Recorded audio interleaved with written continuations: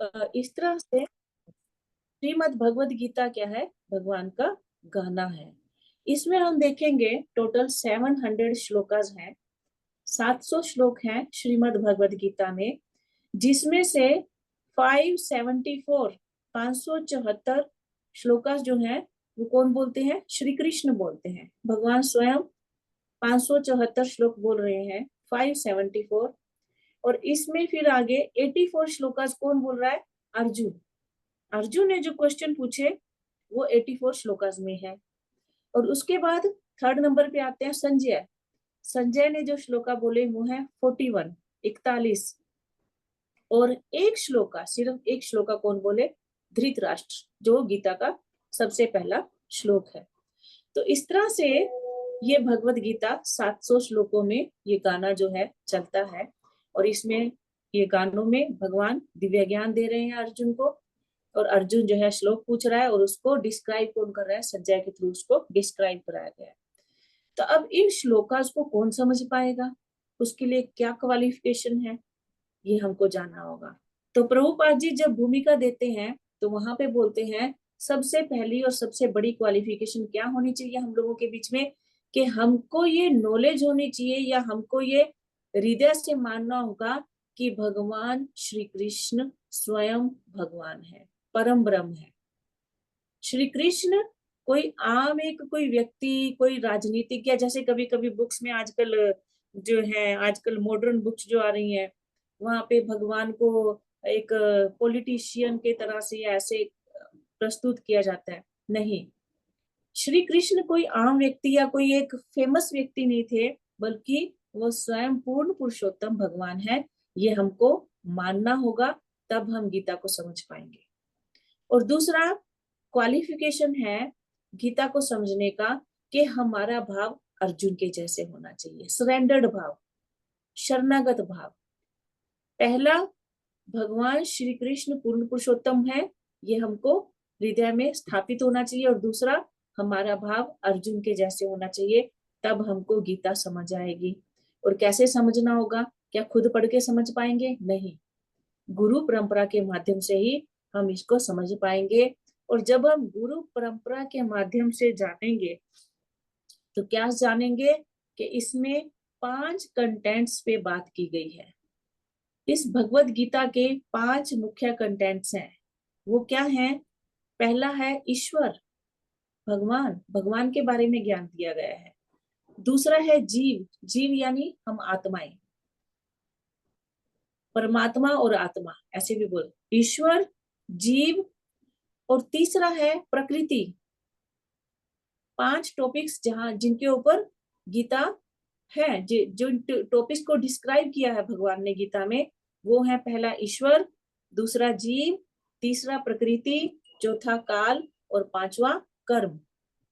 इसमें से जो पहले 4 हैं उनको हम चेंज नहीं कर सकते, हम में क्षमता नहीं है, ठीक है। लेकिन जो कर्म है, कर्म वो किसके हाथ में है? जीव के हाथ में है। हम अपने कर्मास को चेंज कर सकते हैं, सिर्फ एक ये हमारे हाथ में है, बाकी सब भगवान का है। और ये जो गीता है, इसके जो 5 कंटेंट्स हैं, गीता के बारे में हमने जान लिया। तो क्या होगा गीता पढ़ने से? हमारा अज्ञान दूर होगा। हम क्यों पढ़े गीता? क्योंकि गीता जो है स्वयं भगवान से आई है, और भगवान स्वयं को और इस भौतिक प्रकृति को पूरी तरह से जानते हैं, क्योंकि उन्होंने ही इसे बनाया है। जिस तरह से एक माँ जानती है कि कौन हमारा क्या है, हमको इस जगत का ज्ञान देती है, उसी तरह से ये भगवत गीता के थ्रू भगवान माँ के जैसे हमको ज्ञान देते हैं। जैसे जब बच्चा एक इस जगत में आता है तो उसका सबसे पहला संबंध किससे होता है? माँ के साथ। माँ उसको बताती है ये तुम्हारे पापा हैं, ये तुम्हारे दादा दादी हैं, ये खाना है, ये नहीं खाना है, हर चीज का ज्ञान कौन देती है? माँ। और एक बच्चा बिना कुछ सोच विचार किए जो माँ सिखाती है वो सीखता है, उस पर विश्वास करता है। इसी तरह से ये जो गीता है या हमारे वेद हैं, ये क्या है? हमारी माँ है। और जैसा इसमें बताया है, हमको एक बच्चे के जैसे वैसा उनके ऊपर विश्वास करना चाहिए, क्योंकि वही परम सत्य है। क्योंकि भगवान ही इस सृष्टि के करता है, भगवान सृष्टि करता है और इसीलिए वो जानते हैं कि हमारा भला कहाँ पे है, कहाँ नहीं है ना। तो इसलिए ये शास्त्र जब हम पढ़ेंगे, गीता जब हम पढ़ते हैं, तो ये क्या क्या चीज को हमको ज्ञान देती है, हमारा क्या क्या अज्ञान दूर करती है, ये हम जानेंगे। ज्ञान मिलता है हमको कि हम इस भौतिक जगत से कैसे ऊपर उठे। इस भौतिक जगत में कितना हम अटैचमेंट्स में पड़े हुए हैं, बार बार यहाँ पे जन्म ले रहे हैं, बार बार मर रहे हैं, इससे हम कैसे निकल पाएंगे, इसका ज्ञान भगवत गीता से होता है। और ये जो अज्ञान है कि हम ये शरीर है ना, हम अपने शरीर के आधार पर जो अपनी पहचान करते हैं, इस अज्ञान से हमको ये गीता निकालती है, हमको पूर्ण ज्ञान की तरफ लेकर जाती है, जिसको आत्म साक्षात्कार बोला जाता है। ये हमारा आत्म साक्षात्कार कराती है। और अगर जीव यानी हम आत्माएं इस गीता को जानने के बाद जिस तरह से भगवान चाहते हैं उस तरह से अगर हम अपना जीवन यापन करते हैं, तो ये हमें भगवत धाम का रास्ता भी बता देती है। यानी हम भगवत धाम को भी प्राप्त कर सकते हैं इस गीता के थ्रू। इस्कॉन में हमने बहुत सारे लोगों को देखा है, बहुत सारे एग्जाम्पल है, गिनती नहीं है फिंगर्स पे, जिन लोगों ने जब प्रभुपाद जी की गीता को पढ़ा तो उनका पूरा जीवन चेंज हो गया, पूरा का पूरा जीवन चेंज हो गया, खाली एक गीता को पढ़ने से। तो इस तरह से ये जो गीता है, ये क्या है, एक दिव्य साहित्य है, भगवान के द्वारा दिया गया है। ये हमारे पापों को नष्ट करता है। इसीलिए बोला जाता है कि गंगा में जाएंगे, डुबकी लगाएंगे तो हमारे कुछ पाप कष्ट खत्म हो जाएंगे, लेकिन वहां जाके हमको डुबकी लगानी होगी, ठीक है। लेकिन वो हमारी पाप की प्रवृत्ति को खत्म नहीं करेगी। हम गंगा जी से निकलेंगे, फिर बाहर आके क्या करने लग जाएंगे, फिर से पापों में पड़ जाएंगे।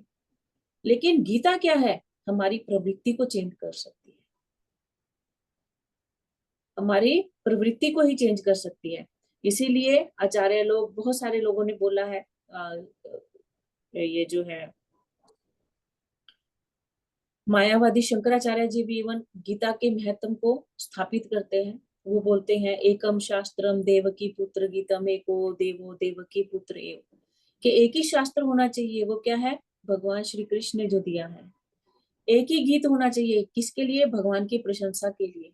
एको मंत्रस्तस्य न मानी यानी, केवल उनको प्रणाम करने का ही एक मंत्र पूर्ण है। और आगे कर्मा भी एकम, हमारा कर्म भी एक ही होना चाहिए। तस्य देवस्य सेवा, वो भगवान श्री कृष्ण की सेवा करना हमारा यही एक परम कर्तव्य होना चाहिए। तो इस तरह से ये गीता जो है, ये सारे उपनिषदों का सार है, ठीक है। और भगवान, अगर हम इसको गाय मान लेते हैं, सर्वोपनिषदो गावो दुग्धा गोपाल नंदना, भगवान क्या है, ग्वाले हैं। और सारे शास्त्र रूपी गाय को जब धोते हैं, किसके लिए, बछड़े के लिए। बछड़ा कौन है, अर्जुन, ठीक है। दुग्धा गोपाल नंदना, आगे क्या है, पार्थो वत्स सुधीर भोक्ता, आगे गीता अमृतम महत। ये गीता का जो है जो दिव्य ज्ञान है वो प्रकट होता है जब भगवान सारे शास्त्रों को धोते हैं। तो इस तरह से सारे शास्त्रों का सार है गीता। और ये गीता की भूमिका थी, मेरे ख्याल से आपकी बहुत हेल्प करेगा। अगर आप इसको लेके भूमिका को पढ़ेंगे तो आपको बहुत अच्छा लगेगा। तो आज हमारा पहला चैप्टर जो है उसका सार, सब लोग बहुत ध्यान से सुनिएगा। जो लोग अभी तक ज्वाइन नहीं किए थे या लेट ज्वाइन किए हैं, तो उनके लिए बहुत हेल्पफुल रहेगी ये 6 के 6 चैप्टर का रिवीजन। आप लोग बहुत ध्यान से सुनिएगा। सबसे पहले फर्स्ट चैप्टर किरण माता जी, और हाफ पार्ट शायद अंजू पटवारी, नहीं संध्या चांद माता जी। पहला चैप्टर एक एक करके बोल दीजिए माता जी। हरे कृष्णा।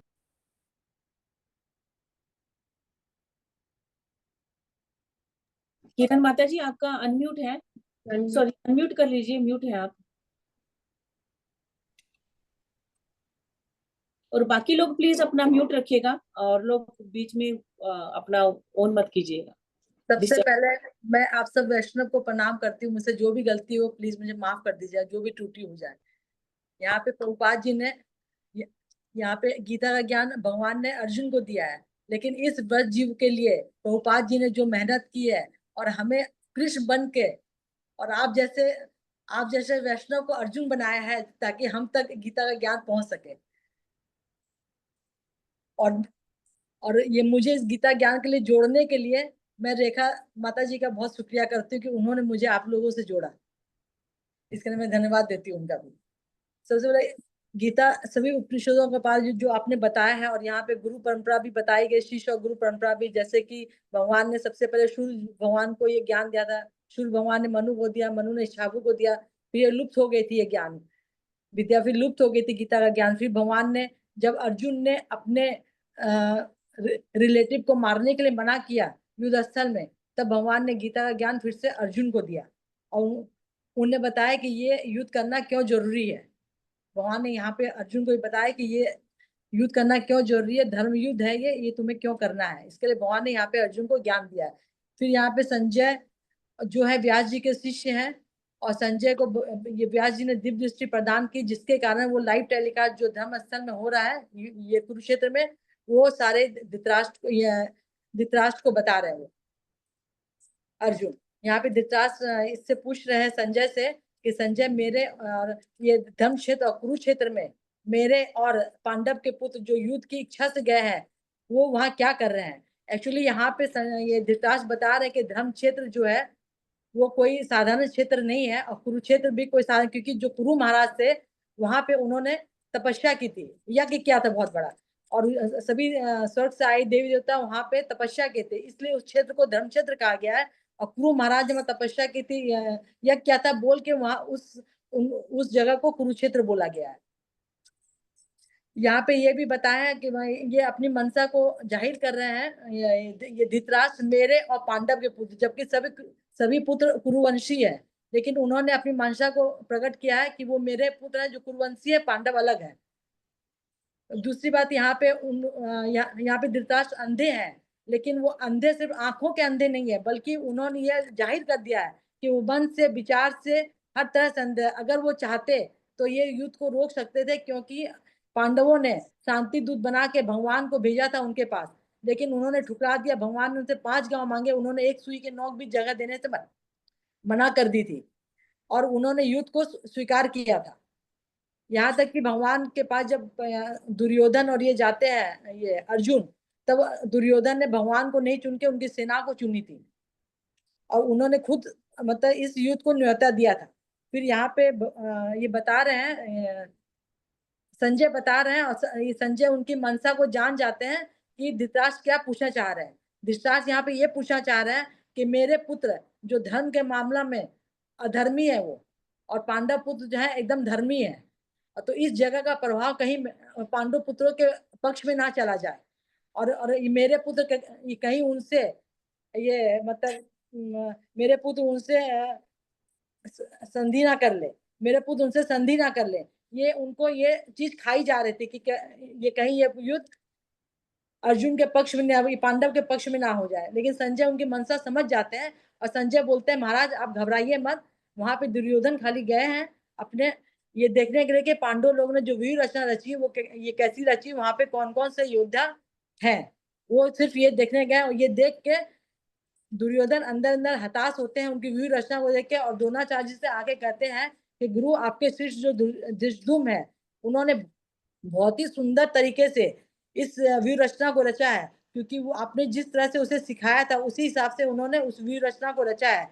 और वो यहाँ पे ये भी द्रोणाचार्य को बताना चाहते हैं कि जानते हैं ये धृष्टद्युम्न कौन है, आपका जो वो दोस्त था द्रुपद, जिससे आपकी दुश्मनी थी, और जो द्रुपद ने आपको मारने के लिए एक ऐसे यज्ञ के अनुष्ठान की थी जिससे उन्हें ऐसा पुत्र चाहिए था जो आपको मार सके, जो आपको मार सके। उस यज्ञ से उन्हें एक पुत्र एक पुत्री की उत्पत्ति हुई थी, जो कि धृष्टद्युम्न और द्रौपदी थी, और उसी धृष्टद्युम्न ने आपको मतलब मारने के लिए ये किया था, वही धृष्टद्युम्न है। फिर यहाँ पे ये भी बता रहे हैं संजय ये दुर्योधन कि ये द्रोणाचार्य जी को कि धृष्टद्युम्न और अर्जुन आपके ही शिष्य हैं, आपके ही शिष्य हैं। कहीं वो ये सोच रहे कि कहीं अपने शिष्य को देके द्रोणाचार्य कमजोर ना पड़ जाए, कमजोर पड़ने से वो हार सकते हैं यहाँ पे, और ये भी बता रहे हैं। और यहाँ पे हमें ये शिक्षा मिलती है कि गुरु कैसा भी हो, अगर चेला कैसा भी हो, किसी भी मनसा से अगर अपने गुरु के पास जाता है तो गुरु उनका स्वागत वैसे ही करते हैं जैसे और शिष्य। जबकि द्रोणाचार्य जी को पता थे धृष्टद्युम्न की उत्पत्ति मुझे मारने के लिए है,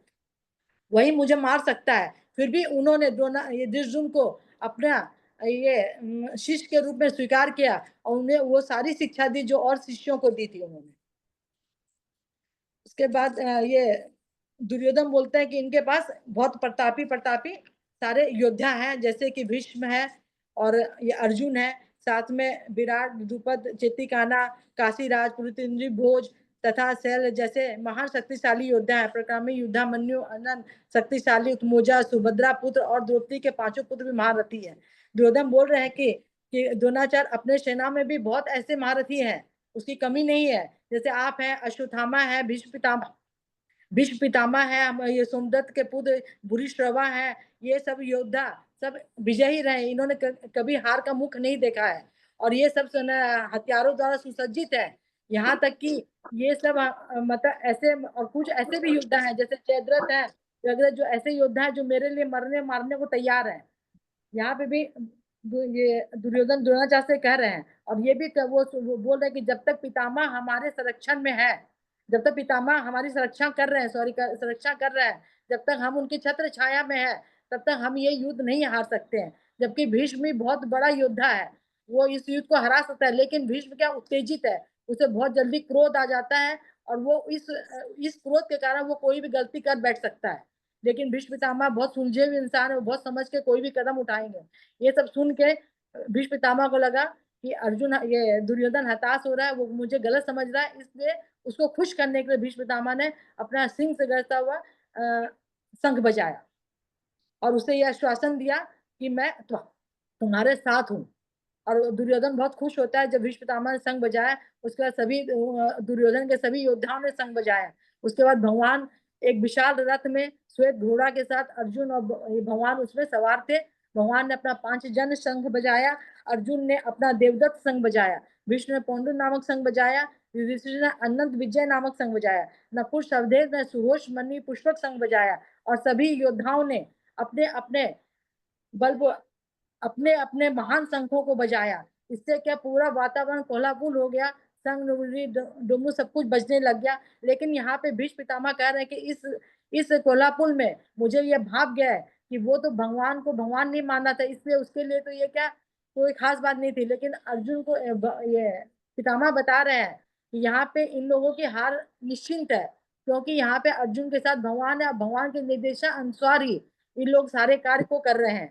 जो भी कर रहे हैं सब भगवान के अनुसार ही कर रहे हैं। लेकिन एक बार दुर्योधन का कोल्हापुर सुन के थोड़ा सा हताश होता है कि इन लोगों को इसमें नेगेटिविटी ज्यादा मिल रही है, पॉजिटिविटी नहीं मिली इसको दुर्योधन को।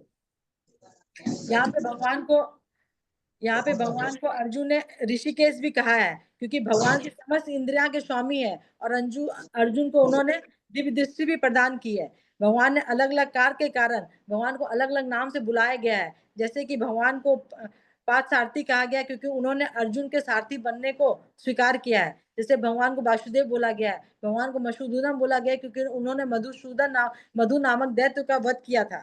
इसे भगवान को अलग अलग नामों से भी बुलाया गया है।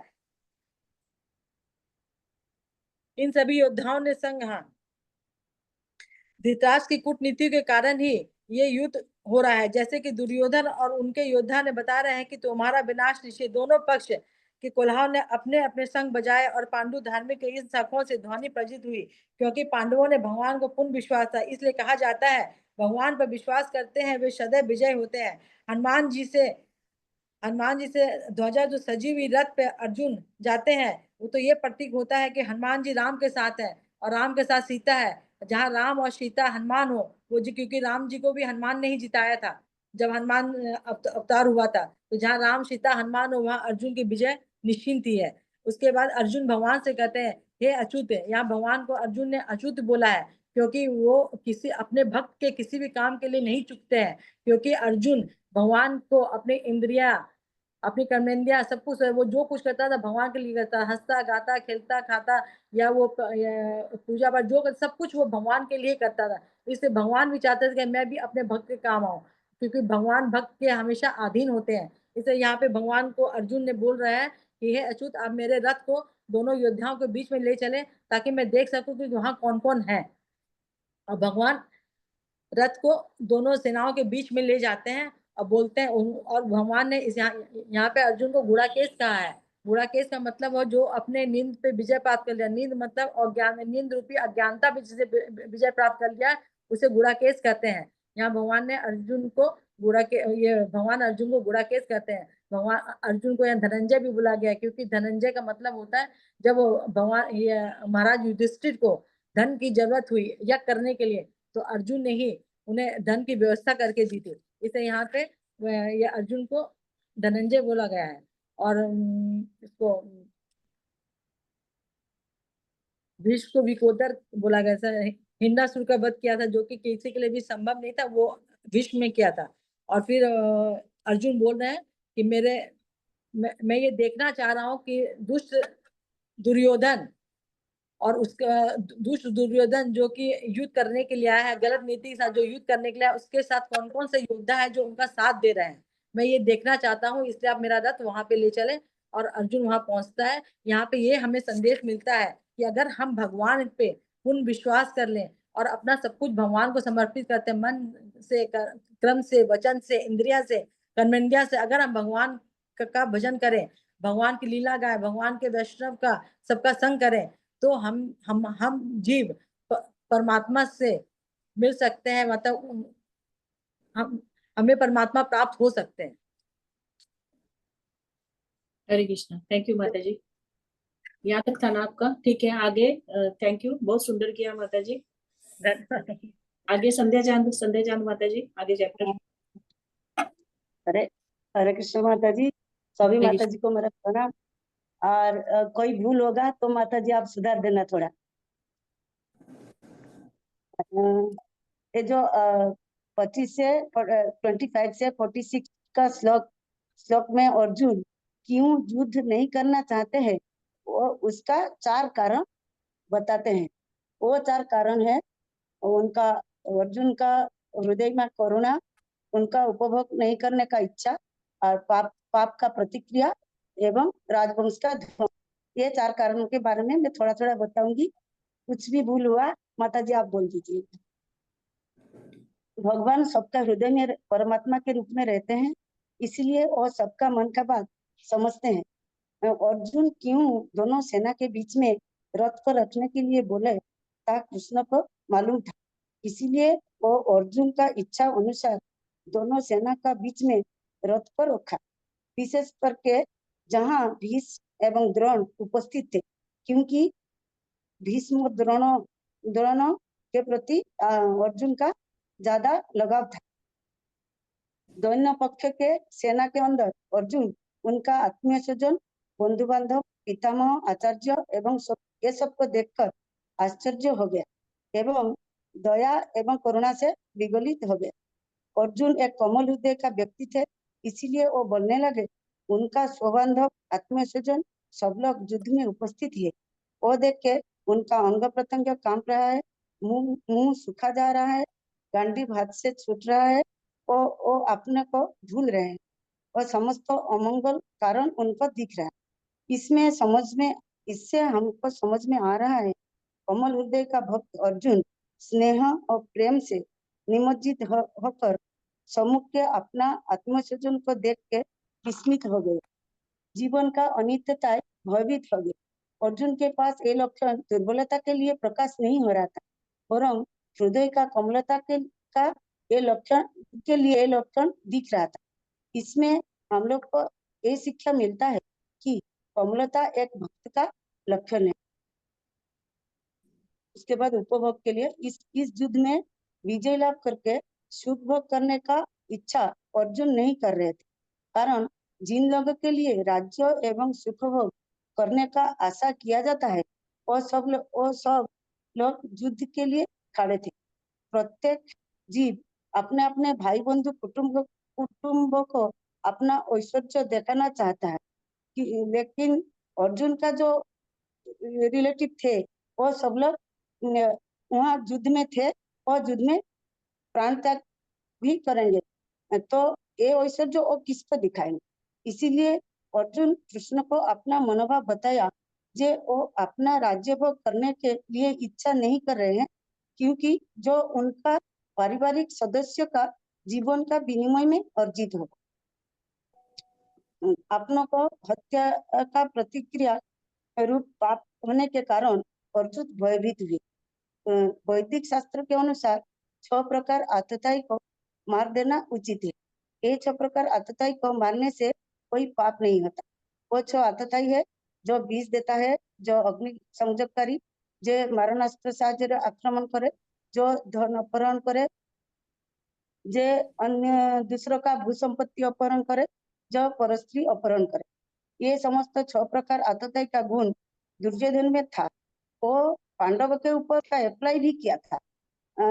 इसके अलावा पितामह भीष्म एवं गुरु द्रोणाचार्य ये लोग भी अर्जुन के लिए आतताई सदृश थे, क्योंकि जब दुर्योधन अर्जुन के साथ पांडव के साथ जो व्यवहार कर रहे थे, जो आतताई सदृश व्यवहार कर रहे थे, ये लोग चुप रहे थे, क्योंकि कोई वो लोग द्रौपदी का वस्त्रोहरण के टाइम में वो लोग कोई अपोज नहीं किया, क्योंकि इसीलिए उनको आतताई बोला गया। दुर्योधन ये समस्त 6 कार्य पांडव के साथ किया था।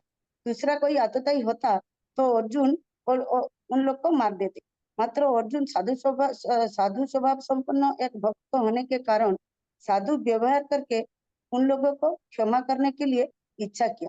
मात्र एक क्षत्रिय के लिए यह सही नहीं है, यह क्षत्रिय नियम का विरुद्ध है। यहाँ एक उदाहरण दिया जाता है। रामचंद्र भी एक साधु स्वभाव का राजा थे, लेकिन रावण जब सीता देवी को हरण किया था, रावण एक आतताई था, रामचंद्र उनको वध किए थे। अर्जुन दुर्योधन प्रभृति को अपरिणामदर्शी बोले, क्योंकि युद्ध का परिणाम जो भयावह होगा ता दुर्योधन को समझ में नहीं आ रहा था, मात्र अर्जुन यह समझ रहे थे। युद्ध से दोनों पक्ष का बहुत सैन्य सामंत का मृत्यु होगा, तद्वारा वंश का नाश हो जाएगा। वंशनाश होने के लिए जो पाप होगा ता अर्जुन को भोगना पड़ेगा। वंशनाश के कारण सनातन कुल धर्म का भी ध्वंस होगा एवं सब लोग अधर्माचरण करेंगे। परिवार का स्त्री लोग दूषित हो जाएंगे। तद्वारा वर्ण संकर जात होंगे। वर्ण संकर जात होने के कारण उद्भव पुरुष का पिंड पानी लोप हो जाए। इसीलिए अर्जुन कृष्ण को उनका मन का बात बताए कि किसी का परिवार का हत्या ही पाप एवं नरक के द्वार के लिए प्रेरित करता है। हम लोग राज्य सुख के लिए पाप करने के लिए जा रहे हैं, उनके द्वारा ये युद्ध करना संभव नहीं है। इससे अच्छा वो युद्ध में कौरवों के द्वारा मृत्युवरण करेंगे व वन में जाके वास करेंगे, लेकिन राज्य नहीं लेंगे, इसके लिए युद्ध नहीं करेंगे। ये जो लक्षण दिख रहा था अर्जुन का अंदर, यह उनका कोमल हृदय का प्रकाश था। एक भक्त होने के कारण ये सब हो रहा था। इसके बाद अर्जुन जो 4 कारण अपने मन का व्यथा को प्रदर्शित करके कृष्ण को समझाने के लिए चेष्टा कर रहे हैं। जो युद्ध राजवंश का ध्वंस, रुचिहीन स्त्रीलोक, अप्रत्याशित संतान एवं आध्यात्मिक और संस्कृति का समाप्त के दिग में परिचालित करता है, ना करा ही उचित। इसीलिए वो युद्ध न करने का संकल्प लेके उनका धनुर्बाण को नीचे रख देते हैं एवं रथ का ऊपर बैठ जाते हैं। ये संजय ने, इसके बाद संजय ने धृतराष्ट्र को अर्जुन का परिस्थिति के बारे में बताया, तो धृतराष्ट्र मन ही मन बहुत प्रसन्न हुए। वो सोचने लगे शायद युद्ध नहीं होगा, लेकिन ये युद्ध भगवान का इच्छा के अनुसार हो रहा है। धृतराष्ट्र का एक खुशी ज्यादा समय तक टिकेगा नहीं। थैंक यू माता जी। तो इस तरह से फर्स्ट चैप्टर में हमने एक अभक्त और भक्त के मनस्थिति, अगर हम आध्यात्मिक रूप में देखेंगे तो दोनों की मनस्थिति में क्या अंतर होता है ये हमको समझ में आया। तो अर्जुन जो है मोह में आ गया और वो रीजन आपने बहुत सारे दिया कि मैं ये युद्ध नहीं करना चाहता, और इसलिए अपने अस्त्र शस्त्र को क्या किया, डाल दिया और कृष्ण के सामने बैठ गया। आगे सेकंड चैप्टर रुया माता जी, सरोज रुया माता जी। हरे कृष्ण माता जी, जी माता जी। बहुत साहस करके नहीं बहुत सुंदर माता जी, बहुत कॉन्फिडेंट ही था। नहीं साल पढ़ के प्रभु को सुनाया, फिर बोला कि माता जी है समझ लेगा। नहीं नहीं, इतना ट्रांसलेशन करके इतना मेहनत करके बोले, यही कहा, बहुत अच्छा। हाँ नहीं, बहुत अच्छा हुआ। पूरा चैप्टर अभी एक फर्स्ट चैप्टर जो है हमारा कंप्लीट हो गया। सेकंड चैप्टर माता जी। पंचांग प्रणाम माता जी। हरे कृष्ण। हरे कृष्ण। हरे कृष्णा माता जी। माता जी सेकंड चैप्टर चालू करने के पहले थोड़ा सा पहले का भूमिका बोल दे रही हूँ, ताकि भगवान जब अर्जुन को समझाएंगे तो थोड़ा समझ आ जाएगा। अर्जुन के कहने पर जब श्री कृष्ण ने अर्जुन के रथ को दोनों सेनाओं के बीच खड़ा किया, तो वह वहां खड़े अपने गुरु और संबंधियों को देखकर करुणा से अभिभूत हो गया और युद्ध न करने के अलग अलग बहाने देने लगा और कहा कि इन्हें मारने से मुझे पाप लगेगा और इनके मरने पर मैं क्या ही भोग करूंगा। तो कभी कहा कि कुल परंपरा नष्ट हो जाएगी और अवांछित संतानें उत्पन्न हो। इससे अच्छा तो यह होगा कि मुझे नियत्ते को मार दे और मेरे लिए ज्यादा ही श्रेष्ठकर होगा ये। अर्जुन की ऐसी देहात्म बुद्धि भरी बातों को सुनकर श्री कृष्ण ने कहा कि तुम्हारे अंदर इतना कलमश आया कहाँ से, जो तुम्हारे लिए उचित नहीं है। इससे तुम्हें अपयश की प्राप्ति होगी, क्योंकि तुम एक क्षत्रिय हो और तुम्हें यह शोभा नहीं देता। अर्जुन ने कहा कि हे शत्रुअंता, मैं इन महापुरुषों को मारकर कभी भी सुखी नहीं हो सकता। इससे अच्छा तो यह होगा कि मैं भीख मांगकर खा लूं। कृष्ण ने कहा कि यह कहकर तुम नपुंसकता को प्राप्त मत हो और युद्ध के लिए खड़े हो जाओ। अंत में अर्जुन ने कहा कि कृष्ण, मैं इन महापुरुष को मारकर कभी भी सुखी नहीं हो सकता। तब अर्जुन ने कृष्ण को कोई हल निकालने का अनुरोध किया, क्योंकि वह दुर्बलता कृपणता के कारण अपना कर्तव्य नहीं निभा पा रहा था। इसलिए वह अपने आप को शिष्य मानकर कृष्ण की शरण ग्रहण करता है, क्योंकि वह समझ चुका था कि उसकी समस्याओं का हल श्री कृष्ण यानी उनके गुरु के पास ही है। उसने साफ शब्दों में यह कहा कि यह वह युद्ध कदापि नहीं करेगा। अर्जुन की बात सुनकर पहले तो कृष्ण मुस्कुराए, फिर एक गुरु की तरह अर्जुन को डांटते हुए कहा कि तुम यह नहीं जानते कि आत्मा और शरीर क्या है।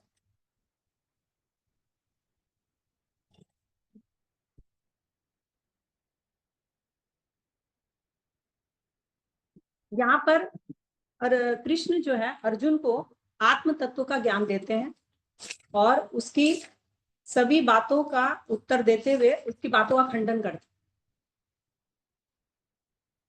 किसी भी अवस्था में मनुष्य को शरीर के प्रति, चाहे वो जीवित हो या मृत, शोक नहीं करना चाहिए, क्योंकि सभी जीव एक व्यष्टि आत्मा है। वह प्रति क्षण अपना शरीर बदलते रहता है, किंतु आत्मा वहीं रहती है, वह परिवर्तित नहीं होती। इसलिए हे कुंती पुत्र, सुख दुख तो सर्दी गर्मी और ऋतुओं की तरह आते जाते रहते हैं, उनको सहन करना सीखो। जो इनमें समभाव रहता है वही मुक्ति के योग्य है।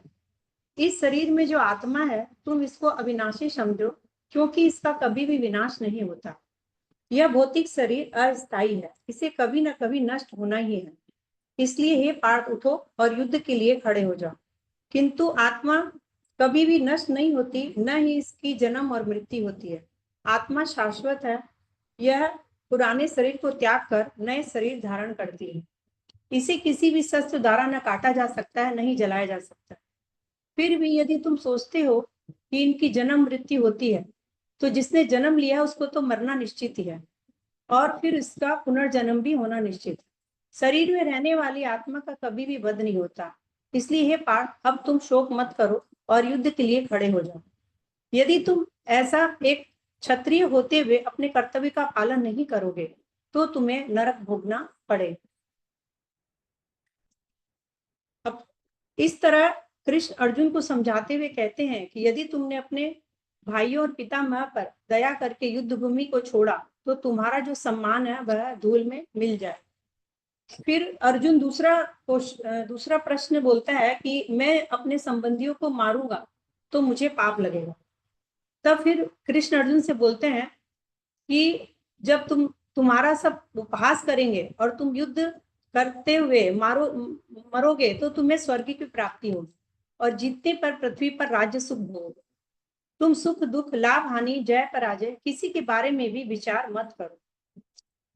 तुम तो इस युद्ध में सिर्फ एक निमित्त मात्र हो। फिर तीसरा प्रश्न अर्जुन फिर बोलता है कि मैं युद्ध करूंगा तो मुझे कर्मों का भोग भोगना पड़ेगा। तब फिर उसका खंडन, उस बात का खंडन करते हुए कृष्ण अर्जुन को फिर समझाते हैं और बोलते हैं, अब तुम उन कर्म के बारे में सुनो जिसको तू करने से तुम सभी कर्मों के बंधन से मुक्त हो सकते हो। जो व्यक्ति भगवान की प्रसन्नता के लिए कर्म करते हैं और दृढ़ प्रतिज्ञ होकर कार्य करते हैं, उन्हें किसी भी तरह का कोई पाप नहीं लगता है। अर्जुन, तुम्हें प्रकृति के तीनों गुणों से ऊपर उठकर सुख दुख जैसी चिंताओं से मुक्त होना होगा। हे अर्जुन, तुम फल की इच्छा न रखकर अपने कर्तव्य का पालन करो और आसक्ति को त्याग कर योग में स्थित होकर अपना कर्म करो। यह जो भी हो रहा है जब भगवान की इच्छा अनुसार ही हो रहा है। तो कर्म करते हुए कर्म फल में आसक्ति रखते हैं वह कृपण कहलाते हैं। जब तुम इन मोहों का त्याग कर दोगे तब तुम मेरी इच्छा से सब कार्य कर पाओगे। हे पार्थ, संपूर्ण कामनाओं का त्याग कर देना ही स्थित प्रज्ञ कहलाता है। अब अर्जुन कृष्ण से पूछ रहा है कि ये स्थित प्रज्ञ क्या है, इसके क्या लक्षण होते हैं और वह कैसे बोलते हैं, कैसे बैठते हैं और उसकी वास्तविक पहचान क्या है।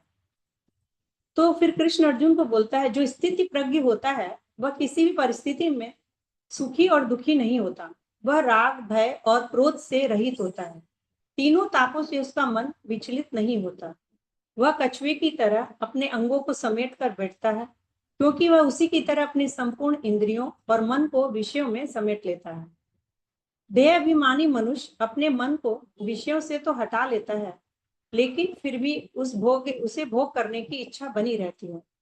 किंतु मनुष्य यदि भगवान की भक्ति का रस चख ले तो फिर वह इन सबों से अनासक्त हो जाए। जो व्यक्ति अपनी इंद्रियों को वश में करके अपनी चेतना मुझ में स्थिर कर देता है वह स्थिर बुद्धि कहलाता है। इंद्रिय विषयों का चिंतन करते रहने से उसके प्रति आसक्ति होती है और आसक्ति से काम, फिर क्रोध और क्रोध से मोह उत्पन्न होता है, तो उसकी स्मृति चली जाती है और स्मृति जाने पर बुद्धि नष्ट हो जाती है, फिर मनुष्य का पतन हो जाता है। परंतु जो व्यक्ति कृष्ण भावना भावित है उसका एकमात्र उद्देश्य कृष्ण को प्रसन्न करना रहता है और कुछ नहीं। वह व्यक्ति समस्त आसक्ति तथा विरक्ति यानी कि राग और द्वेष से मुक्त होता है और वही भगवान की कृपा का पात्र बनता है। इस तरह से तुष्ट हुए व्यक्ति तीनों तापों से नष्ट हो जाते हैं। जिसने अपने मन को भगवान में स्थिर कर अपनी सभी इंद्रियों को उनमें लगा दिया तो उसे शांति और आनंद की प्राप्ति होती है। फिर भगवान अर्जुन से कहते हैं कि जिसने भी बुद्धि और मन को मुझ में स्थिर नहीं किया है तो वह क्या है, जिस तरह पानी में तैरती नाव को प्रचंड वायु दूर बहा ले जाती है, उसी प्रकार हमारी जो इंद्रियां हैं वो विचरणशील है, वे हमारे मन और बुद्धि को बहा ले जाती है। इसलिए हमें अम्बरीश महाराज के उदाहरण से समझना चाहिए, जिसने अपनी समस्त इंद्रियों को भगवान की सेवा में लगा दिया था। महाराज अम्बरीश जो अपनी आंखों से भगवान के दर्शन करते थे और कानों से श्रवण करते थे, जिह्वा से प्रसाद लेते थे और नाक से भगवान के तुलसी के दल को सूंघते थे और भी सभी इंद्रियों से कुछ न कुछ किया करते थे। जो भौतिकवादी व्यक्ति होते हैं वे अज्ञानता के कारण सोए रहते हैं, उन्हें आत्म साक्षात्कार का कोई ज्ञान नहीं होता। किंतु जिन मुनियों को यह ज्ञान होता है वे रात्रि में भी जागे रहते हैं। भौतिकवादी व्यक्ति रात को जागता है तो आत्मनिरीक्षक मुनि के लिए वह रात्रि भी जगने के समान होती है। जिस तरह समुद्र में बाहर से कुछ भी आकर गिर जाए तो फिर भी वह स्थिर बना रहता है, इसी तरह भक्तों के जीवन में कितनी भी विपरीत परिस्थितियां क्यों ना आ जाए वे विचलित नहीं होते। ऐसे व्यक्ति ही शांति को प्राप्त कर सकते हैं, क्योंकि उस भक्त की सभी इच्छा शून्य है। वह जानता है कि प्रत्येक वस्तु के स्वामी श्री कृष्ण है। फिर भगवान ने अर्जुन से कहा कि जिसने इंद्रिय तृप्ति की समस्त इच्छाओं का परित्याग किया है वे इच्छाओं से रहित है। जिसने अपनी ममता का त्याग किया है और अहंकार रहित हो वह शांति को प्राप्त करता है, क्योंकि उसकी स्थिति ब्रह्म में होती है। यह कृष्ण भावनामृत ऐसा मार्ग है जिसे प्राप्त करके मनुष्य मोहित नहीं होता। यदि कोई जीवन के अंतिम समय में भी इस तरह स्थित हो जाए तो वह भगवत धाम में प्रवेश कर सकता है। जैसे खटवांग महाराज ने अपनी मृत्यु के कुछ मिनट पूर्व ही कृष्ण के शरणागत होकर उनकी भक्ति कर भगवत प्राप्ति की थी। यहाँ कृष्ण अर्जुन को यह उपदेश दे रहे हैं क्योंकि वह भी युद्ध भूमि में अपने संबंधियों को देखकर मोहित हो गया था और युद्ध करने से इनकार कर रहा था। माता जी, कृष्ण अर्जुन अर्जुन तो इतना भक्त था फिर भी मोहित हो गया, ये भगवान की एक लीला ही होगी ना। लीला ही थी माता जी, नहीं अर्जुन जैसा पार्षद कैसे किसी मुंह में तो, ये वो तो कैसे गीता को भगवान को अब आए हैं तो धरती पे तो ये काम भी करते चलो, है कि नहीं। तो इसीलिए अर्जुन के थ्रू भगवान ने गीता को वापस, भगवान बोले ना कि परंपरा हाँ। से आ रही थी लेकिन काल में नष्ट हो गई, तो इसीलिए फिर उसको वापस स्थापित अर्जुन के थ्रू भगवान ने कर दिया, क्योंकि पता था भगवान को आगे आगे कलयुग आ रहा है। अगर गीता स्थापित नहीं की तो कलयुग में तो लोग और ज्यादा उलझ जाएंगे फिर, तो इसलिए कम से कम कुछ लोग जो हैं इसको समझ पाए सही से, तो इसलिए भगवान ये कृपा अर्जुन के माध्यम से हम लोगों पे की। इसीलिए बोलते हैं कि तुम निमित्त मात्र हो, निमित्त मात्र बना के काम। जी जी जी जी माता जी, निमित्त मात्रेण सब्यसाची भव, ऐसे करके है ना कोई वो श्लोक है। हाँ ठीक है। हरे तो इसमें सेकंड चैप्टर में हम लोगों ने देखा अर्जुन का मोह जो चल रहा था, तो भगवान ने पहले शरीर और आत्मा का अंतर बताया, और फिर शरीर और आत्मा का अंतर बताते हुए भगवान ने बोला कि शरीर से तुमको क्या करना है, अपने कर्तव्यों को पूरा करना है, जो तुमको मिले हैं तुम्हारे शरीर के हिसाब से, जो तुमको कर्तव्य मिले हैं उनको पूरा करना है। लेकिन आत्मा से क्या करना है, दो हो गए ना, दो चीजें हो गई, एक शरीर और एक आत्मा। शरीर से कर्तव्य पूरा करना है और आत्मा से भगवान की भक्ति करनी है, उसको भगवान से जोड़ना है। और इसके साथ साथ फिर शरीर से क्या करना है, कर्म योग का भगवान यहाँ पे स्थापित करते हैं। तो इस तरह करके शॉर्ट में भगवान ने अर्जुन को पूरी गीता ये सेकंड चैप्टर में सुना दी। लेकिन अर्जुन सेटिस्फाइड नहीं थे, क्योंकि इतनी सी गीता सुनाने से कैसे होगा शॉर्ट में भगवान, तो वो इसलिए आगे डिटेल में बोलने को बोलते हैं। तो थर्ड चैप्टर जो है यहाँ से आगे डिटेल शुरू होता है। थर्ड चैप्टर किस किस का सेवा है आज? हरे कृष्णा। हरे कृष्णा माता जी। जी माता जी। जय माता जी। हाँ, हरे कृष्णा। सब माता जी को पंचांग प्रणाम। अध्याय 3, कर्म योग। अर्जुन यहाँ कंफ्यूज है और भगवान से पूछ रहा है कि आप क्या चाहते हैं, आप मुझे युद्ध में क्यों लड़ाना चाहते हैं। एक तरफ आप बोल रहे हैं कि बुद्धि का इस्तेमाल करो और दूसरी तरफ बोल रहे हैं कि युद्ध करो। आप आपने अनेक मिश्रित उपदेशों से मेरी बुद्धि भ्रमित हो गई है, इसलिए कृपा करके मेरे लिए जो श्रेष्ठकर है उसे बताएं। मैं बुद्धि के लिए कार्य करूं या कर्म करूं। भगवान यहाँ बोल रहे हैं कि कुछ लोग दो तरह से प्रयास करते हैं, कुछ बुद्धि योग से तो कुछ लोग कर्म योग द्वारा आना चाहते हैं। लेकिन ज्ञान द्वारा आकर सेवा भाव में परिवर्तित हो जाने से ही उसे साक्षात्कार होता है, क्योंकि ज्ञान से संतोष नहीं मिलता। अगर उसे पूरा आनंद प्राप्त करना है तो उसे भक्ति में सेवा करनी होगी, तो उसका ज्ञान साक्षात्कार बन जाएगा। भगवान बोल रहे हैं केवल कर्म से विरक्त रहने से न तो कोई कर्म फलों से मुक्ति पा सकता है, न ही केवल भौतिक त्याग से ज्ञान की पूर्णता प्राप्त कर सकता है। प्रत्येक व्यक्ति को प्रकृति से अर्जित गुणों के अनुसार अलग अलग कर्म करना पड़ता है। जो जिस पद पर होता है उसे उसी के अनुसार कार्य करना पड़ता है। जैसे नौकरी वाला नौकरी करेगा, बिजनेसमैन वाला बिजनेस करेगा, किसान खेत जोएगा। ये सब कर्म इसलिए कर पा रहे हैं क्योंकि सबके भीतर आत्मा है। आत्मा के बिना भौतिक शरीर हिल भी नहीं सकता। इसलिए हमें आत्मा को कृष्ण भावनामृत में लगा के रखना चाहिए, वरना माया के संपर्क में आकर आत्मा भौतिक आकर्षण में फंस जाएगी। कुछ लोग बाहर से साधुता धारण करके रखते हैं किंतु मन से भौतिक चीजों का चिंतन करते हैं और विषय भोग की आशा रखते हैं। ऐसे लोग अपने आप को धोखा देते हैं। लेकिन साधक वह होता है, मतलब सच्चा भक्त वह होता है जो नाम जप के द्वारा अपने कलमश को दूर करने की कोशिश करता है और अपने गुरु वैष्णव से परामर्श लेता है। नाम जप से धीरे धीरे उसका मन पवित्र हो जाता है। जो अपना मन भगवान में लगा के रखता है वह उत्कृष्ट है, लेकिन जो भौतिकता में लगा रहकर इंद्रिय भोगों में आसक्त रहता है वह निष्कृष्ट कहलाएगा।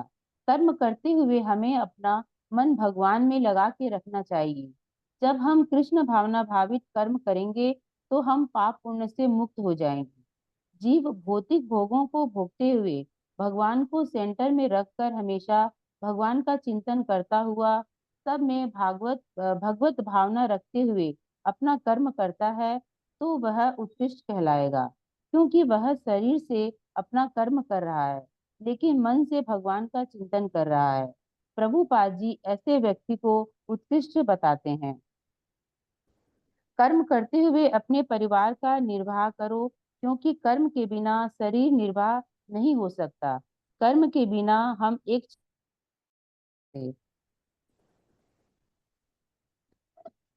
हाँ ठीक है। मनुष्य को शरीर निर्वाह के लिए कर्म करना होता है। यज्ञ का अर्थ है भगवान विष्णु। सारे यज्ञ भगवान विष्णु की प्रसन्नता के लिए हैं, इसलिए हमें भगवान की प्रसन्नता के लिए यज्ञ करना चाहिए। इस भौतिक जगत में अच्छे या बुरे सभी प्रकार के कर्मों के फल होते हैं और वे सभी बंधन के कारण होते हैं, लेकिन कृष्ण की प्रसन्नता के लिए किया गया कर्म, कृष्ण भावना भावित होकर किया गया कर्म उसको बंधन में नहीं बांधता। वह हर कार्य भगवान की तुष्टि के लिए करता है तो वह कर्म बंधन से बच सकता है। ऐसा करने से उसे भगवान की प्रेमा भक्ति प्राप्त हो सकेगी जो उसे भगवत धाम ले जा सकेगी, लेकिन उसे गुरु के निर्देशन में करना चाहिए। ब्रह्मा जी ने इस सृष्टि की रचना की जिसमें जीवों को उत्पन्न किया और प्रकृति में सब चीजों की व्यवस्था की ताकि मनुष्य विष्णु को प्रसन्न करने के लिए यज्ञ करे और चिंता रहित होकर सुख पूर्वक रह सके और अंत में भौतिक देह को त्याग कर भगवत धाम को जा सके। कलयुग में चैतन्य महाप्रभु द्वारा संकीर्तन यज्ञ सब लोगों के उद्धार के लिए किया गया है। प्रत्येक जीव को शरीर निर्वाह के लिए वायु, आकाश, जल आदि की आवश्यकता होती है। ये सब देवताओं के अधिकार में है, जो कि भगवान के ही अंश है, लेकिन इन्हें प्रसन्न करने के लिए यज्ञ करना होता है। कुछ यज्ञ किन्हीं विशेष देवताओं को प्रसन्न करने के लिए होता है, किंतु तो भी सारे यज्ञों के प्रमुख भोक्ता भगवान विष्णु ही हैं। यज्ञ करने से अन्य लाभ भी हैं कि हमें भवबंधन से मुक्ति मिल जाती है। यज्ञ से खाद्य पदार्थ शुद्ध होते हैं और शुद्ध भोजन से मनुष्य जीवन शुद्ध होता है। भगवान ने मनुष्य को ही ऐसा बनाया है जो कर्म कर सकता है। बाकी जीव जंतु, पशु पक्षी सब अपना कर्म फल भोगते हैं। मनुष्य अपनी भौतिक इच्छा पूर्ति के लिए यज्ञ करके देवताओं को प्रसन्न कर सकते हैं, किंतु जो मनुष्य सिर्फ अपनी इंद्रिय तृप्ति के लिए भोग करता है, देवताओं को अर्पित नहीं करता, वह निश्चित रूप से चोर है। इस कलयुग में यज्ञ करने का कोई पवित्र साधन नहीं है, इसलिए चैतन्य महाप्रभु ने हमें हरे कृष्ण का महामंत्र दिया है, जिसे करके हम सब भगवान की प्रसन्नता कर सकते हैं। और अगर हम भगवान को प्रसन्न करेंगे तो देवता स्वयं ही प्रसन्न हो जाएंगे। जैसे किसी बोस को प्रसन्न करके उसके अंडर में रहने वाले सभी स्टाफ को भी प्रसन्न किया जा सकता है। भगवान के भक्त सब पापों से मुक्त हो जाते हैं क्योंकि वे भगवान को अर्पित करके भोग को खाते हैं, किंतु जो लोग इंद्रिय तृप्ति के लिए भोजन खाते हैं वे निश्चित रूप से पाप खाते हैं। यह भगवान स्वयं बोल रहे हैं, क्योंकि जो अन्न वो खाते हैं वो कई प्रोसेस से गुजरता हुआ आता है। जैसे जीव जंतु की मृत्यु हो जाती है, अगर ऐसे ही खाएंगे तो हमें पाप लगेगा, लेकिन भगवान को अर्पित करके खाएंगे तो वह भोग खाएंगे तो हमें पाप नहीं लगेगा, क्योंकि भगवान सब पापों को हर लेते हैं। अध्यात्म से जुड़ने से हमारी पाप की प्रवृत्ति खत्म हो जाती है, लेकिन भौतिक इच्छाओं को भोगने की लालसा होगी तो जीव अपनी इंद्रिय तृप्ति के लिए कई गलत काम करता है और छल कपट करता है। वेदों के निर्देश के बिना किया गया कोई भी कर्म विकर्म या अवैध अथवा पाप पूर्ण कर्म कहलाता है। अतः कर्म बंधन से बचने के लिए सदैव वेदों से निर्देश प्राप्त करना चाहिए। जिस प्रकार सामान्य जीवन में राजा के निर्देश के अंतर्गत कार्य करना होता है, उसी प्रकार भगवान के परम राज्य के निर्देशन में कार्य करना चाहिए। वैदिक आदेश इस प्रकार बनाए गए हैं कि मनुष्य अपनी विकृत इच्छाओं की पूर्ति कर सकता है और तथाकथित सुख भोग पूरा करके भगवान के पास लौट सकता है। बद्ध जीवों के लिए मुक्ति प्राप्त करने का यह सुनहरा अवसर होता है। अतः उन्हें चाहिए कि कृष्ण भावना भावित होकर यज्ञ विधि का पालन करें। यह मानव शरीर विशेष रूप से आत्म साक्षात्कार के लिए मिला है, जिसे कर्म योग, ज्ञान योग या भक्ति योग में से किसी एक विधि से प्राप्त किया जा सकता है। इन योनियों के लिए यज्ञ संपन्न करने की कोई आवश्यकता नहीं रहती, क्योंकि ये पाप पुण्य से परे होते हैं। जो लोग कृष्ण भावना भावित नहीं है, वे निश्चय ही विषय परायण होते हैं। जो इंद्रिय तृप्ति के लिए भोग करते हैं, वे पाप में जीवन व्यतीत करते हैं। लेकिन जो लोग अपने हर कर्म को भगवान की खुशी के लिए करता है, वे आनंद में रहते हैं, क्योंकि वे संतुष्ट रहते हैं। वे आत्मा राम हैं, यानी जो अपने चित्त को भगवान में लगा के रखता है। आत्माराम यानी स्वरूप सिद्ध व्यक्ति, कृष्ण भावना भावित व्यक्ति को अपने चाह की कोई इच्छा नहीं रहती, क्योंकि वे हमेशा भगवान की प्रसन्नता के लिए कार्य करता है। अपना कर्म करो, लेकिन किसी जीव में आसक्ति मत रखो। जो भी कर्म करो, उसमें भगवान की सेवा का भाव रखो। जनक जी भी यहाँ अपना नियत कर्म करते हैं। समाज में लीडर लोग जैसा करते हैं, उनकी प्रजा भी वैसा ही करती है, उन्हीं के अनुकूल चलते हैं। इतिहास में राजा लोग अच्छे अच्छे कर्म करते थे, उनकी प्रजा वैसे ही कर्म करती थी। लेकिन आजकल लोग जैसे कि फिल्मी को देख के उनको फॉलो करते हैं, राजनेता लोग हैं उनको देख के फॉलो करते हैं।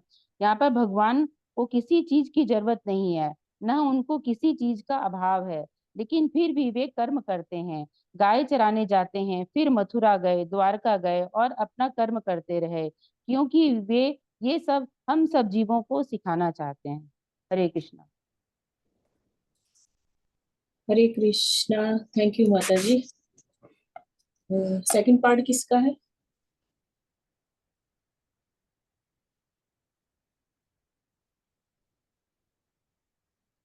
अंजू माता जी, अंजू पटवारी माता जी। कर रही है वो। क्या हुआ अंजू पटवारी माता जी? हाँ, हरे कृष्णा। हरि बोल, हरि बोल। हो गया, हो हरे गया। कृष्णा माता जी। हरे कृष्णा। ठीक हुआ माता जी मेरा? हाँ, अच्छा हुआ माता जी।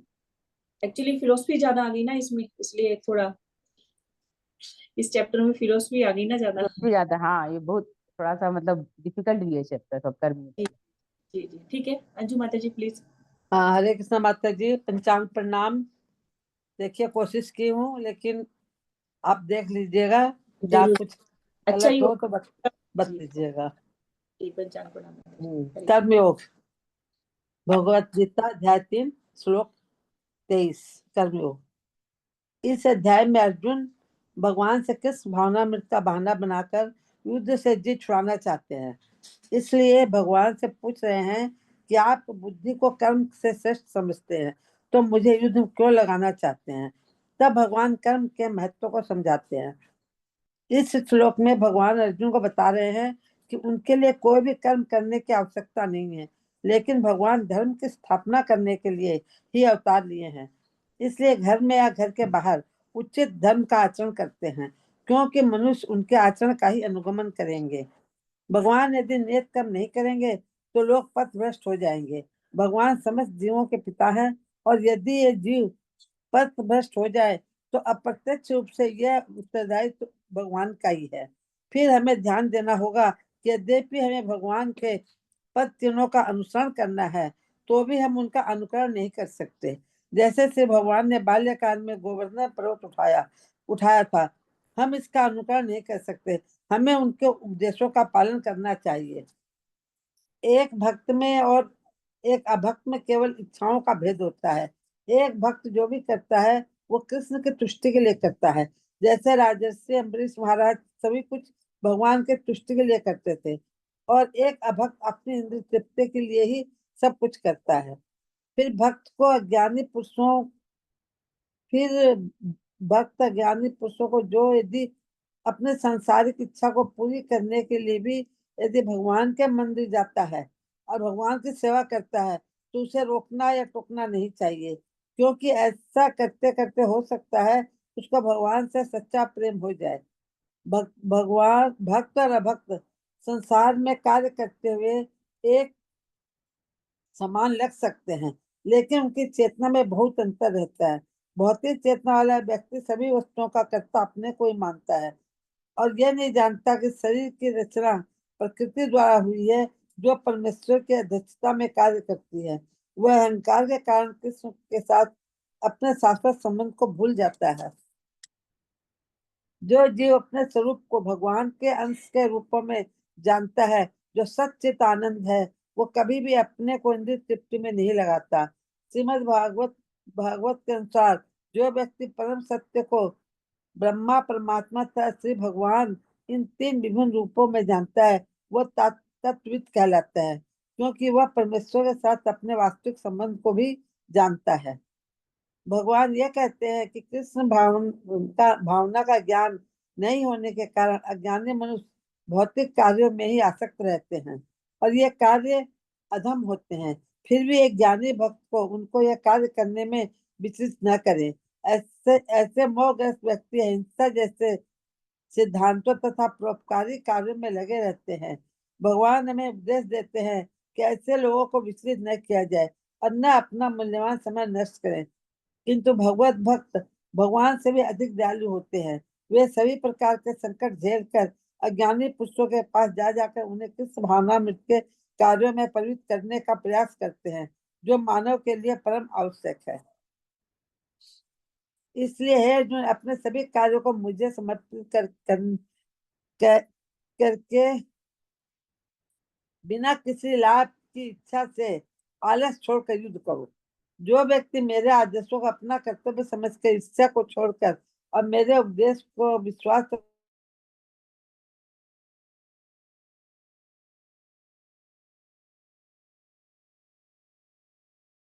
हरे कृष्णा। माता जी आपकी आवाज बंद हो गई है। हरे क्यों कृष्ण, पता नहीं। हरे कृष्णा, नहीं आ रही है आज? अभी आ गई। हाँ ठीक है, करिए, बोलिए अब।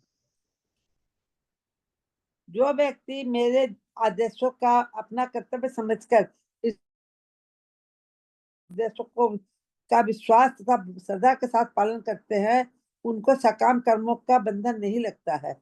जो भगवान के उपदेशों की उपेक्षा करते हैं, तो जिस प्रकार गवर्नमेंट के नियम नहीं मानने वाले को दंड मिलता है, उसी प्रकार भगवान के उपदेशों के प्रति जो अनभिज्ञ रहता है, उसके जीवन की सार्थकता की आशा नहीं की जा सकती। कृष्ण भावनामृत के दिव्य पथ पर स्थित हुए बिना प्रकृति के गुणों के प्रभाव से मुक्त नहीं हुआ जा सकता। यथा स्थिति में रहकर श्रेष्ठ प्रशिक्षण के अंतर्गत कृष्ण भावनामृत प्राप्त करने का प्रयत्न किया जाए, इस प्रकार कृष्ण के माया के बंधन से मुक्त हुआ जा सकता है। श्री भगवान कहते हैं कि जो शास्त्र के यम नियम का पालन करता है, वो इंद्रिय विषयों में नहीं फंसता। जैसे उदाहरण के रूप में शास्त्र में शादी करने की छूट दी जाती है, पर अपनी पत्नी या पति के अलावा किसी और के साथ यौन संबंध स्थापित करना वर्जित है। समस्त प्रकार के इंद्रिय आसक्ति से विरक्त का उद्देश्य अंततः कृष्ण भावनामृत के पद पर आसीन होना है। इस श्लोक में श्री भगवान अर्जुन को बता रहे हैं कि मनुष्य अपने नियत कर्मों को कृष्ण भावनामृत में करे, भौतिक प्रकृति के गुणों के अधीन अदृष्ट कर्म करें। भौतिक मनोवैज्ञानिक दर्शकों के अनुसार भौतिक प्रकृति गुणों के अधीन अदृष्ट कर्म करें। आध्यात्मिक कर्म गुरु द्वारा कृष्ण की दिव्य सेवा के लिए आदेशित होते हैं। जैसे सत्वगुणी ब्राह्मण कभी हिंसक नहीं होता, किंतु रजोगुणी क्षत्रिय को हिंसक होने की अनुमति है। कृष्ण भावनामृत के पूर्ण स्थिति में एक क्षत्रिय ब्राह्मण की तरह और एक ब्राह्मण क्षत्रिय की तरह कर्म कर सकता है। जैसे कि विश्वामित्र क्षत्रिय थे, किंतु बाद में ब्राह्मण बन गए, और परशुराम जी पहले ब्राह्मण थे, किंतु बाद में क्षत्रिय बन गए। अर्जुन ने कहा, हे विश्वंसी, जीवात्मा परमेश्वर का अंश होने के कारण शुद्ध तथा भौतिक कर्मों से मुक्त रहता है, किंतु जब वह माया के संसर्ग में आता है, तो वो इच्छा के विरुद्ध भी अनेक पाप कर्म करता है। जीवों की प्रकृति विकृत क्यों हो जाती है? श्री भगवान ने कहा, हे अर्जुन, इसका कारण रजोगुण के संपर्क से उत्पन्न काम है, जो बाद में क्रोध का रूप धारण करता है। जब जीवात्मा कर्मों में फंसे रहने के कारण उब जाती है तो वे अपना वास्तविक स्वरूप जानने के लिए जिज्ञासा करने लगती है। यही जिज्ञासा वेदांत सूत्र का प्रारंभ है, जिसमें कहा गया है अथतो ब्रह्म जिज्ञासा। मनुष्य को परम तत्व की जिज्ञासा करनी चाहिए। सारी वस्तुओं का उद्गम पर ब्रह्म है। अतः कृष्ण के लिए ही सारी इच्छाएं हो तो काम तथा क्रोध दोनों ही आध्यात्मिक बन सकेंगे। भगवान राम के अनन्य सेवक ने रावण की स्वर्णपुरी को जलाकर अपना क्रोध प्रकट किया, किंतु ऐसा करने से वे राम के सबसे बड़े भक्त बन गए। जब जीवात्मा अपने कृष्ण भावनामृत को कुछ कुछ प्रकट करता है तो उसकी उपमा धुएं से आवृत अग्नि से दी जाती है। जहाँ भी धुआं होता है वहाँ अग्नि जरूर होती है। इसी तरह दर्पण व धूल का उदाहरण मन रूपी दर्पण को आध्यात्मिक विधियों से साफ करना है। इसमें सबसे श्रेष्ठ विधि भगवान के पवित्र नाम का कीर्तन करना। गर्भाशय द्वारा भ्रूण का दृष्टांत असहाय अवस्था से दिया गया है, क्योंकि गर्भ में स्थित शिशु इधर उधर हिल नहीं सकता। जीवन में यह अवस्था वृक्षों के समान है। वृक्ष भी जीवात्मा है, उनमें काम की प्रबलता देखते हुए उन्हें यह योनि मिलती है। मनुष्य जीवन में मनुष्य संसार के बंधन से कृष्ण भावनामृत के निर्देशन में होकर जीत सकते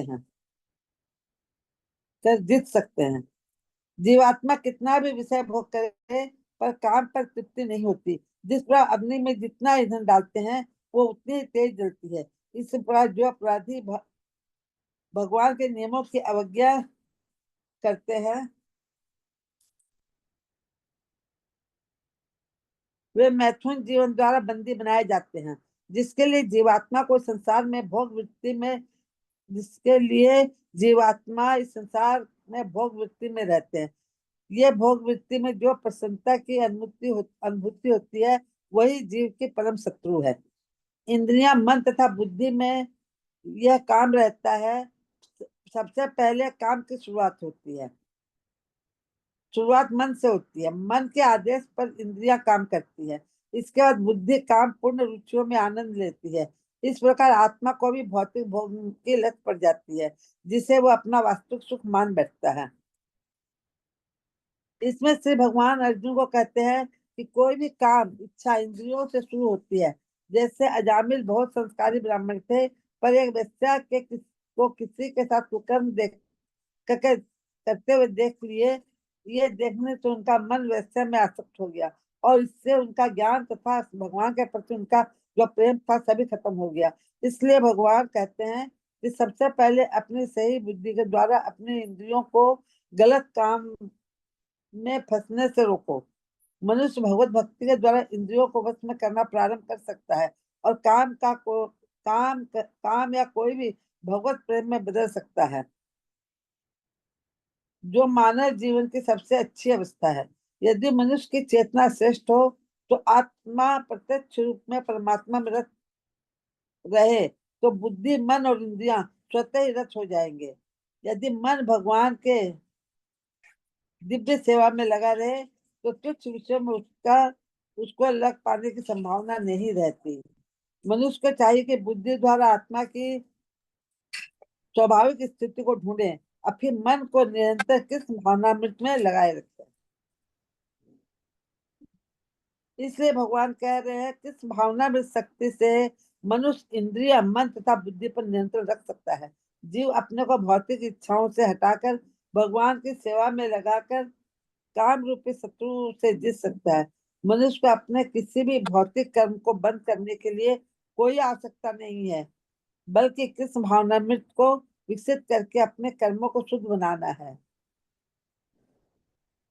हरे कृष्णा माता जी। हरे कृष्णा। थैंक यू माता जी, बहुत बहुत धन्यवाद। आज माता जी लोग ने बहुत मेहनत करके ये किया था। तो यहाँ पे भगवान ने क्या किया, कैटेगराइज कर दिया कि हमारा काम जो है वो हमारी इंद्रियों, मन और बुद्धि से शुरू होता है और फिर ये हमको पूरा कैप्चर कर लेता है। तो यहाँ पे भगवान ने स्टेजेस बताई हैं एक एक करके। सबसे नीचे क्या है, हमारी इंद्रियां है, ठीक है। इंद्रियों से ऊपर मन है, मन से ऊपर बुद्धि है और बुद्धि से ऊपर आत्मा है। आत्मा है। तो इसलिए भगवान बोले इन सबको कंट्रोल करके जब मेरी सेवा में लगा दोगे तो इस काम को जीत लोगे, क्योंकि ये काम की भावनाएं हैं, यही हमको इस भौतिक जगत में फंसाती है। और अगर इनके ऊपर आपने अगर विजय पा ली भक्ति के द्वारा, तो फिर क्या होगा, तुम इस काम भावना से बाहर निकल सकते हो और इस तरह से मेरे प्रति आसक्त होकर तुम फिर अपने कर्मों को सुधार सकते हो। बात कर्मों की कि कर्म योग कैसे सही किया, कर्मों को अपने कैसे सही कर सकते हैं, तो ये शुरुआत है अपने कर्मों को सही करने की। तो इस तरह से आज हमारे 3 चैप्टर्स कंप्लीट हो गए हैं। तीनों चैप्टर्स अच्छे से किए माता जी लोगों ने, और आगे के 3 चैप्टर्स हम लोग कल करेंगे। तो जो लोग बाद में ज्वाइन किए या कल कोशिश कीजिएगा कि कल टाइम से कर पाए। और मीनू माता जी कल 4th का फर्स्ट पार्ट नहीं कर पाएंगी क्योंकि उनका बेटा बीमार है, हॉस्पिटलाइज है, और मे भी गर्मी लग गई है उसको, तो वो हॉस्पिटलाइज है। आप में से कोई करना चाहेगा तो ठीक है, नहीं तो मैं जो है वो देख लूंगी फिर, और बाकी का दीप्ति माता जी करेंगी। हरे कृष्णा। अच्छा, आज का किसी का कोई क्वेश्चन है क्या? कहीं कुछ क्लियर ना हुआ हो या कहीं पे कुछ आप लोग कुछ ऐड करना चाहें? जी प्रीति माता जी। माता जी, ये जो आपने बताया इंद्रिय है, फिर मन है, बुद्धि है, फिर आत्मा है, ठीक है ना माता जी? और इन सबके ऊपर जो है वो भगवान है। हाँ, तो माता जी ये परमात्मा जो है। श्वेत घोड़े पे जो ये रथ आया था, तो ये सब यही तो चीज दर्शाता है ना माता जी? हाँ, कल आप नहीं थे क्या क्लास में? कल तो थी माता जी मैं। कल ये सब डिस्कस हुआ था ना थोड़ा सा? कल कहाँ? कल नहीं तो माता जी, कल तो पता नहीं। हाँ, अजामिल वाला डिस्कस हुआ था कल। कल ये सब ये जा- ये चीजें 5 इंद्रियां वाला भी के इंद्रियां नहीं है। नहीं नहीं, मैं घोड़े का बोल रही हूँ माता जी, घोड़े का, कि ये जो जो घोड़े का जो लगाम है वो इंद्रिया है, लगाम मन है, मन है। लगाम मन है। घोड़े घोड़े इंद्रियां है, लगाम मन है, और उसका जो सारथी बैठा हुआ है वो वो बुद्धि बुद्धि। बुद्धि है। और जो ऊपर में बैठा हुआ है, क्या नाम है उसके, जो सवार हैं, मालिक हैं, जो तरफ जो सवार बैठे हुए हैं, वो आत्मा है। ऐसे करके वही था कंफ्यूजन माता जी। तो अगर इंद्रियों को, मन को, बुद्धि को भगवान में लगा दोगे, ठीक है, तो आराम से अर्जुन के जैसे विजय प्राप्त होगी इस भौतिक जगत से। और अगर खुद कंट्रोल करना चाहेंगे, सब कुछ हम लोग खुद ही करना चाहेंगे, तो क्या होगा, डूब जाएंगे हम अपने आप। हमें हाँ इतना नहीं है कि हम कंट्रोल कर पाएंगे सब कुछ, सारी स्थितियों को। तो इसीलिए भगवान को सारथी बना के रखेंगे तो ठीक रहेगा। हाँ, हरिओम। तो हमारा मन कंट्रोल में रहेगा। कंट्रोल में रहेगा, मन बुद्धि इंद्रियां सब कंट्रोल में आ जाएंगे, फिर आत्मा परम सुखी हो जाएगा। हरिओम। हमें तो थैंक लग रहा है माता जी कि यहाँ पे भगवान खुद ये श्री प्रभुपाद जी बन के आए हैं। भगवान ने पावर दिया है तभी तो कर पाए हैं हाँ, प्रभु। कोई भी जो कि व्यक्ति पूरे हो, वर्ल्ड को जोड़ दिए। कोई भी व्यक्ति हो, एक बार प्रभुपाद जी को ऐसे ही वर्डिंग किसी ने बोली थी कि आप तो श्री कृष्ण है स्वयं, तो प्रभुपाद जी बहुत गुस्सा किए थे। बोले श्री कृष्ण सिर्फ एक ही है, कोई और कृष्ण नहीं हो सकता। हाँ, भगवान किसी को अपनी उनकी शक्ति देख रही है स्पेशल पावर दे के अपना कोई काम करवा सकते हैं, वो हो सकता है, नहीं जो किसी पूरे ने। वर्ल्ड को जोड़ दिए, बोलिए। हाँ, ये प्रभुपाद जी को भगवान की पावर दी थी, भगवान ने इतना वो चलाया कि इतना कुछ कर पाया नहीं, किसी में कहाँ हिम्मत है कुछ करने की, कोई कुछ नहीं कर सकता। ये प्रभुपाद जी बोलते थे कि ये भगवान ही है। इसलिए बोला जाता है कि कभी कभी के शक्त्यावेश है, देखा जाए तो, है ना। तो इसलिए बोला जाता है कि भगवान ने शक्ति दी है, अपनी शक्ति देकर ये कार्य पूरा कराया प्रभुपाद जी से। हरे कृष्ण। ओके, तो आज हम यही रखते हैं, आगे कल करेंगे। हरे कृष्णा। माता जी, गुरु महाराज का भी आज हम टीवी देख रहे थे, कोई मैं उन्होंने बोलने भी बहुत कष्ट किया है माता जी। अभी भी बहुत। हाँ, उनका हम देख रहे थे,